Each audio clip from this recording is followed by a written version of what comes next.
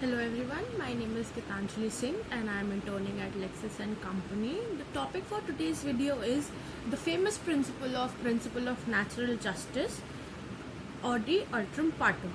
The concept of natural justice has evolved through this maxim. Natural justice is a concept of civil law which means a judgment which is given and it should be fair and reasonable. Equity and equality should also be the main factors of the justice. In India, the principle of natural justice can be traced from Article 14 to Article 21, that is part 3rd of the Indian Constitution, the fundamental rights. Article 14 says about the equality before the law and Article 21 talks about the protection of life and personal liberty. Article 21 was defined in the case of Maneka Gandhi versus the Union of India. In this case, it was held that the law and the procedure which is followed should be just, fair and reasonable kind.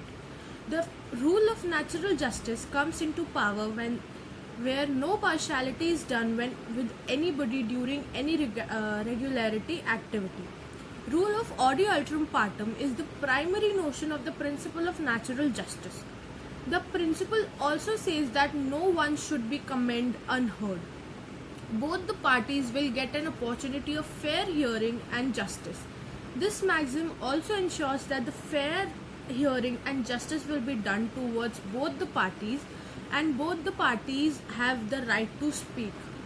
No decision will be taken by the court without hearing both the parties. Both the parties have an opportunity to protect themselves and to say that what they want to say and ensure their justice. This maxim means hear the other side and no man should be unheard. Both the parties have an opportunity of being heard. Justice will be given to both the parties. Audi Ultram Partum is from a phase of Latin phrase and its meaning is also the same as hear the other side. This is a very strong rule which means no one will be judged without fair hearing. The motive of this maxim was to provide an opportunity to the other party to respond to the evidence against him or her. The meaning of this maxim is applied to ensure fair play and justice to the person who is affected. It is mainly applicable in the field of administration action. The procedure which is adopted should be just and fair. The person should be given opportunity so that he can defend himself before the court of law. The person who decides anything without hearing the other side, although he say what is right, but he would not have done what is right. The principle of hearing is basically a code of procedure and thus covers every stage through which an administration jurisdiction passes. That is from notice to the final determination. This was the first principle of civilized jurisprudence and is accepted by laws of men and God. In short, before an order is passed against any person with a reasonable opportunity of being heard must be given to him. Generally, this maxim includes two elements, that is notice and hearing, but with the time there has been added some more elements to it. Number one is notice. Before any action is taken, the affected party must be given a notice to show cause against the proposed action and to seek his explanation. It is a sine qua non of the right of fair hearing. Any order passed without giving notice is against the principle of natural justice and is void ab initio, that is void from the starting. Before taking any action, it is the right of the person to know the facts and what he has done and what wrong he has committed, or a chance to fairly speak his behalf. Without knowing the facts of the case, no one can defend themselves. The right to notice means the right of being known. The right to know the facts of the suit or a case happens at the start of any hearing. When a person files a petition, then a notice is given to another person. Therefore, a notice is must to start a hearing. A notice contains the time, place, date of hearing, jurisdiction under which the case is being filed, the charges and the proposed action against the person. All these things should be included in a notice to make it proper and adequate. In the case of Punjab National Bank versus All India Bank Employee Federation, The notice contained certain charges, but the penalty was the penalty that was being imposed on the charges other than those mentioned in the notice. Thus, the charges on which the penalty was imposed on the person contained in the notice served on the person concerned. The notice was not proper, and therefore the imposition of penalty was invalid.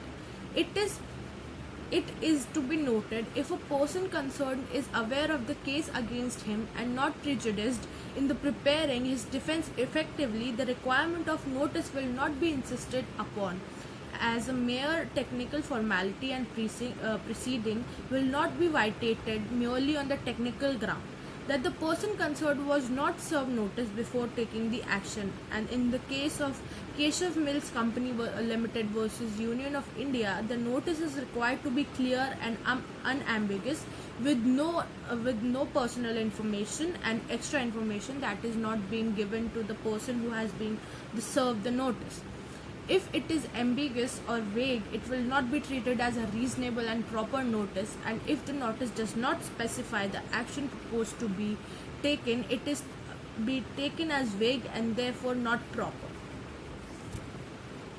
The second important element is hearing. Oral or personal hearing, how far necessary? The second ingredient of audi alterum partem, hear the other side rule, is the rule of hearing.